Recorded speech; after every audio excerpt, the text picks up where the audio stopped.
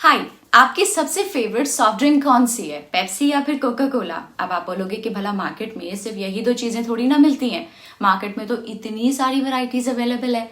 पर क्या आपको पता है, आप चाहे कोई भी सॉफ्ट ड्रिंक उठा लो, काफी ज्यादा चांसेस हैं कि वो ये दोनों ब्रांड्स के अंडर ही फॉल करती होंगी। For example Mirinda, Mountain Dew, 7 up, ये सभी प्रोडक्ट्स पेप्सिको के अम्ब्रेला के अंडर फॉल करते हैं। और वहीं Thums Up, Fanta, Sprite, Limca, Rimjhim या फिर माजा जैसी सॉफ्ट ड्रिंक्स कोका कोला के अंडर आती हैं। तो देखा जाए तो इंडिया में सॉफ्ट ड्रिंक्स का मार्केट एक तरह से आज एक डुओपली बन के रह गया है। पर क्या हमेशा से ही इंडियन सॉफ्ट ड्रिंक्स मार्केट एक डुओपली थी? जी नहीं। और क्या कोई है जो कोका कोला और पेप्सिको जैसे जायंट्स को उनके ही गेम में चैलेंज करने की हिम्मत कर पाएगा? बिल्कुल। तो कौन है वो प्लेयर और उसके क्या प्लान्स हैं? चलिए देखते हैं आज के इस वीडियो में।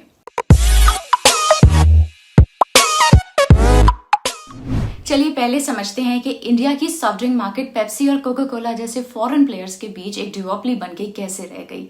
1962 में लो सेल्स की वजह से पेप्सी ने इंडिया से एग्जिट लेने का फैसला कर लिया था और कुछ ही सालों बाद इंडिया के उस समय के स्ट्रिंजेंट रूल्स ने कोका कोला को भी उनके ऑपरेशन शट डाउन करने पे मजबूर कर दिया था। लेकिन क्या आपको पता है, 1949 से लेकर 1977 तक कोका कोला का कंप्लीट डिस्ट्रीब्यूशन, मार्केटिंग और सेल्स का काम मुंबई की प्योर ड्रिंक्स नाम की एक कंपनी संभालती थी। एक तरह से आप ये समझ सकते हैं कि इंडिया की सॉफ्ट ड्रिंक इंडस्ट्री को एक अच्छा फिज देने में प्योर ड्रिंक्स का बहुत बड़ा योगदान रहा है। लेकिन जब मोरारजी देसाई की स्ट्रिक्ट बिजनेस पॉलिसीज के कारण कोका कोला और IBM जैसी मल्टीनेशनल कंपनीज को इंडिया से एग्जिट करना पड़ा, तो प्योर ड्रिंक्स जैसी कंपनीज पर इस चीज का काफी इम्पैक्ट पड़ा था। अपने एम्प्लॉइज के बारे में सोचते हुए प्योर ड्रिंक्स के मालिक चरणजीत सिंह ने एक Indian soft drink product launch करने के बारे में सोचा और इस तरह जन्म हुआ इंडिया की चहेती सॉफ्ट ड्रिंक कैंपा कोला का। और तो और आज पेप्सी के एड में दिखने वाले सलमान खान उस समय के कैंपा कोला के एम्बेसडर हुआ करते थे। बेहतरीन मार्केटिंग कैंपेन्स और मार्केट में कोका कोला के एग्जिट करने की वजह से बने बड़े गैप की वजह से इंडिया ने इस स्वदेशी प्रोडक्ट को दोनों हाथों से एक्सेप्ट कर लिया। तो 74 जब आप शुरू किए तो कैंपा कोला, गोल्ड स्पॉट ये सब मिलता था क्या? कैंपा कोला था और शिट्रा आता था, कोल्ड ड्रिंक जैसे स्प्राइट आता है, और gold spot, Coca Cola, Campa Cola और 77, एक सुपा नाम से भी एक ऑरेंज ड्रिंक्स आता था यहाँ पे। लेकिन धीरे धीरे इस सेगमेंट में प्लेयर्स बढ़ते गए। जैसा कि हमने इस क्लिप में लोकल दुकानदार को कहते हुए सुना, उस समय मार्केट में 77 और गोल्ड स्पॉट जैसे ब्रांड्स भी एंटर करने लगे थे। इनफैक्ट रीजन्स के हिसाब से भी इन ब्रांड्स का डोमिनेशन माना जाता था। जैसे कि नॉर्थ में मेनली कैंपा कोला का मार्केट था, जबकि वेस्टर्न रीजन्स में गुजरात के सूरत बेस्ड ब्रांड सोसियो डोमिनेट करती थी और साउथ में बोवोंटो, सिट्रा, बिंडू, जीरा, फिज जैसे ब्रांड्स डोमिनेट करते थे। इसके साथ 1991 के रिफॉर्म्स के पहले ही इंडिया में एक अलग ही लेवल का कोला वॉर स्टार्ट हो चुका था। उस समय के प्राइम मिनिस्टर राजीव गांधी की देखरेख में पेप्सी इंडियन मार्केट में री एंटर करने का ट्राई कर रही थी। हालांकि इन मल्टीनेशनल ब्रांड्स का इंडिया में वापस एंटर होना एक केक वॉक नहीं था। इन्हें थम्स अप के को ओनर प्रकाश चौहान और दूसरे लोगों से स्ट्रॉन्ग रेजिस्टेंस मिल रहा था, जो आगे जाके एक नेशनल कंट्रोवर्सी भी बन गई थी। इसके बावजूद पंजाब एग्रो के साथ एक ज्वाइंट वेंचर में पेप्सिको ने इंडिया में लहर पेप्सी के नाम से एंट्री आखिर कर ही ली। और 1991 के आइकॉनिक रिफॉर्म्स के बाद जब इंडिया ने अपनी मार्केट दुनिया के प्लेयर्स के लिए ओपन कर दी, तब पेप्सिको और कोका कोला ने इंडिया में फिर से एक धमाकेदार एंट्री ली। इसी के साथ इंडियन सॉफ्ट ड्रिंक्स की फिज वापस से गायब होने लगी। कोका कोला ने थम्स अप, लिम्का, सिट्रा और गोल्ड स्पॉट जैसे ब्रांड्स को आते ही कुछ सालों में अक्वायर कर लिया था। आर्ग्यूएबली इंडियंस की सबसे favourite soft drink brand Campa Cola ने इन जायंट्स को कड़ी टक्कर तो दी, लेकिन अर्ली 2000s में कंपनी को उनके दिल्ली के बॉटलिंग प्लांट्स बंद करने पड़ गए और ऐसे करते करते कुछ इंडियन सॉफ्ट ड्रिंक्स मार्केट एक डुओपली बन के रह गई, जहां आज नेशनल लेवल पर सॉफ्ट ड्रिंक्स का मार्केट मोस्टली कोका कोला और पेप्सी लीड कर रहे हैं। लेकिन क्या आप टर्न अराउंड में विश्वास रखते हैं? अगर नहीं तो शायद आज हो जाएगा, क्योंकि ऐसा ही कुछ इंडिया की सॉफ्ट ड्रिंक्स मार्केट में हो रहा है एक बड़े प्लेयर की एंट्री के साथ। Mukesh Ambani led Reliance Industries India की सॉफ्ट ड्रिंक मार्केट में एंटर कर चुके हैं। गेस करिए कैसे? कैंपा कोला की एंट्री के साथ। जी हाँ, रिलायंस ने कैंपा कोला को अक्वायर कर लिया है और जियो के केस में तो हम सब ने देखा ही है कि रिलायंस जिस भी सेगमेंट में एंट्री लेता है उसे डिसरप्ट करने के माइंडसेट के साथ ही आता है। पर कोला वॉर टेलीकॉम से काफी अलग है। यहाँ रिलायंस को ऐसे ब्रांड से लड़ना होगा जो पिछले कई दशकों से इस इंडस्ट्री में अपने पंख पसारे बैठे हैं। लेकिन रिलायंस आखिर कैंपा कोला के एक्विजिशन के साथ करना क्या चाहता है, हमारा ये समझना भी काफी ज्यादा जरूरी है। रिलायंस ने सॉफ्ट ड्रिंक्स के केस में इंडिया के पुराने लोकल ब्रांड्स को लेकर कोका कोला, पेप्सी को उनके ही गेम में चैलेंज करने का प्लान बनाया है। जी हाँ, सिर्फ कैंपा कोला ही ऐसा ब्रांड नहीं है जो रिलायंस ने एक्वायर किया है। गुजरात के सोसियो के साथ भी डील टेबल पर है।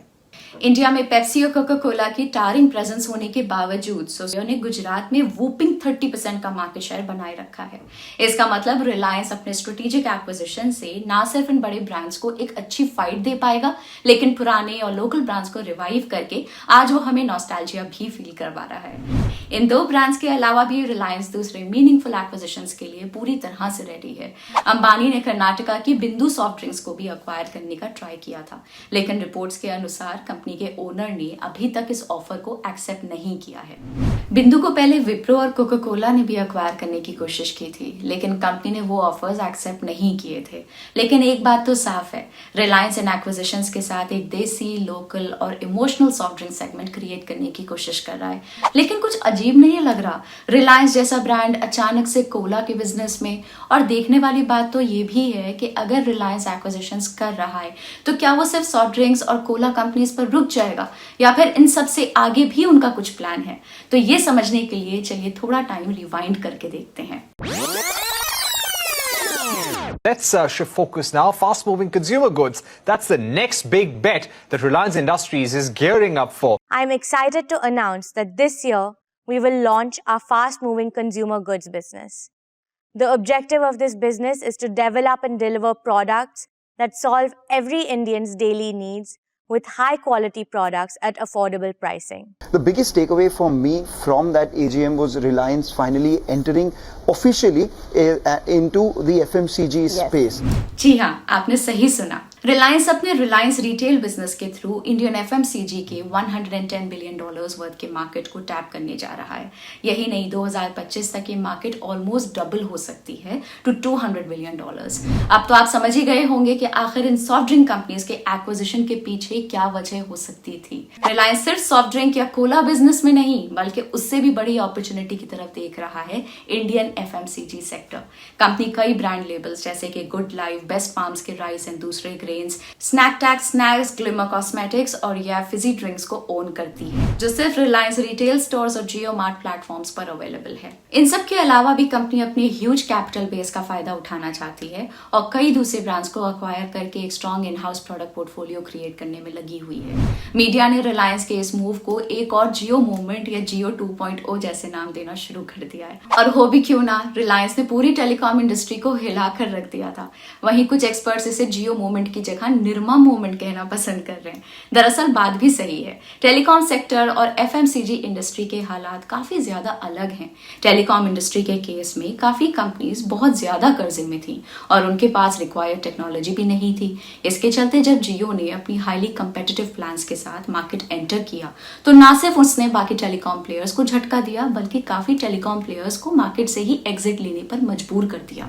लेकिन एफएमसीजी सेक्टर के ऑलरेडी कई एस्टैब्लिश्ड और डीप पॉकेटेड प्लेयर्स हैं। वहीं बात करें निरमा की तो लेट 90s में जब निरमा ने मार्केट में एंट्री ली थी तो निरमा को इंडिया के एफएमसीजी जायंट्स जैसे कि HUL और P&G से एक टफ फाइट मिलने वाली थी।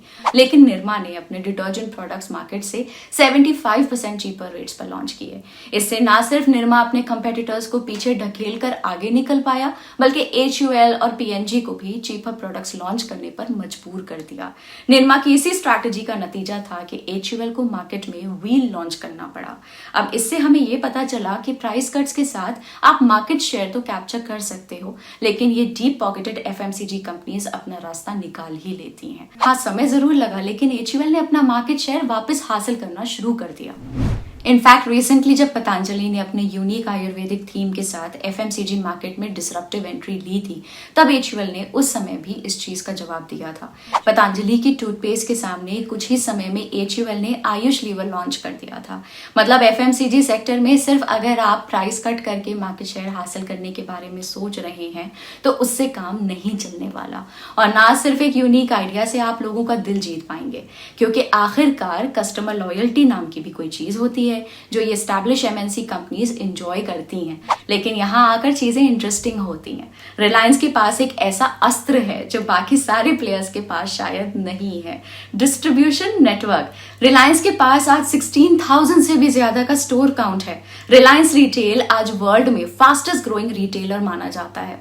टॉप ग्लोबल रिटेलर्स की लिस्ट में कंपनी 56 नंबर पे है। इस लिस्ट में सिर्फ रिलायंस रिटेल ही एक इंडियन कंपनी है जो टॉप 100 में है। अब रिलायंस रिटेल तो नाम सुना हुआ है, लेकिन चलिए अब रिलायंस रिटेल के कुछ पॉपुलर ब्रांड्स देखते हैं जो मैं और आप on a daily basis encounter करते हैं। Reliance Fresh, Reliance Smart, Smart Point, Reliance Digital, Trends, Reliance Jewels, Hamleys etcetera. Brands की लिस्ट छोटी नहीं है। आज रिलायंस रिटेल 7,000 से भी ज्यादा सिटीज में अवेलेबल है, और ये है रिलायंस का strong point. Reliance Retail does 2.2 lakh crore worth sales. Even if they do 3 to 5% of the overall retail sales from their own FMCG brand, that would mean 7,000 to 11,000 crore worth sales, and that would put Reliance's FMCG brand into the top 10 FMCG companies. And what if they do 10% of their sales from their FMCG brand? That would cross 20,000 crores, 22,000 crores to be precise, and that would make it the second biggest FMCG company in the country after HUL, which does 55,000 crores. सिर्फ यही नहीं, Reliance retail के under और एक important segment है जिसका नाम है जियो मार्ट, जो उनका ई कॉमर्स वेंचर है। अब आप फिर से बोलोगे कि ई कॉमर्स में तो कोई भी भला अमेजॉन को compete कर पाए, ये पॉसिबल है ही नहीं, राइट? चलिए देखते हैं। अब एक ई कॉमर्स बिजनेस के लिए सबसे इंपॉर्टेंट होती है उनकी सप्लाई चेन। अमेजॉन भले ही इस बिजनेस में इतने सालों से है, लेकिन आज भी अमेजॉन के पास सिर्फ 60 के अराउंड वेयर हाउसेस मौजूद हैं। लेकिन जैसा कि हमने देखा, रिलायंस के पास ऑलरेडी 16,000 से भी ज्यादा रिटेल स्टोर्स के फॉर्म में एक तरह से माइक्रो वेयर हाउसेस हैं, जो देश भर में 7,000 से भी ज्यादा सिटीज में अवेलेबल हैं। अगर आपको याद होगा तो कुछ समय पहले ही रिलायंस ने अपना मर्चेंट पार्टनर इनिशिएटिव भी लॉन्च किया था।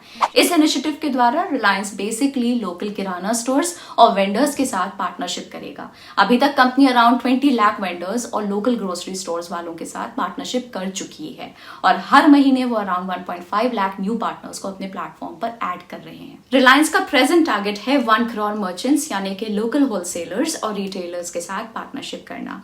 इसके जरिए कंपनी 7,500 टाउन्स और 5 लाख विलेजेस को अगले 5 साल में कवर करने की कोशिश करेगी।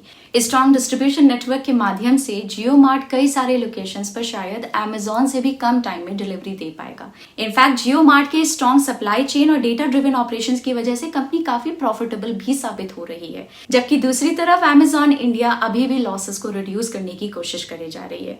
लेकिन आप कहोगे कि अगर सप्लाई चेन ही सब कुछ है तो अमेजॉन भी तो एक डीप पॉकेट कॉर्पोरेशन है, वो तो रिलायंस से भी ज्यादा वेयर हाउसेस पूरे देश में बना सकती है। तो यहाँ पर एक और ट्विस्ट है। इंडियन गवर्नमेंट के कई स्ट्रिक्ट रेगुलेशंस की वजह से इंटरनेशनल कंपनीज को इंडिया में एक स्ट्रॉन्ग डिस्ट्रीब्यूशन नेटवर्क स्टैब्लिश करने में काफी हर्डल्स फेस करने पड़ते हैं, और यही रिलायंस को अमेजॉन के ऊपर एक और कंपेटिटिव एज मिल जाता है। कैंपा-कोला और सोसियो जैसे पोटेंशियल नॉस्टैल्जिया जनरेट करने वाले ब्रांड्स के एक्विजिशन के साथ रिलायंस आज ना सिर्फ पेप्सिको और कोका कोला को चैलेंज कर रहा है, बट वो अपनी स्ट्रॉन्ग सप्लाई चेन और डेटा ड्रिवन ऑपरेशंस का उपयोग करके कोला सेगमेंट के जरिए इनडायरेक्टली एक एफएमसीजी वॉर भी डिक्लेयर कर रहा है।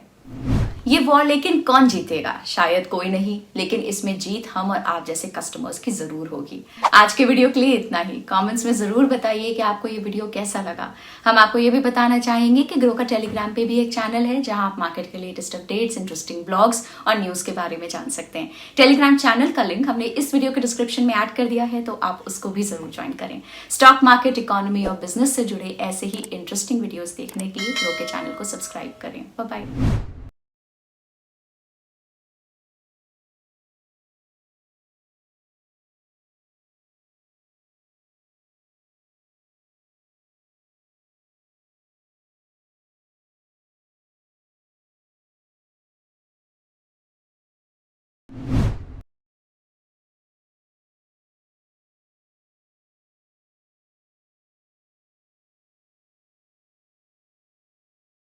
Investment in securities market are subject to market risks. Read all the related documents carefully before investing. Please read the risk disclosure documents carefully before investing in equity shares, derivatives, mutual fund, and or other instruments traded on the stock exchanges.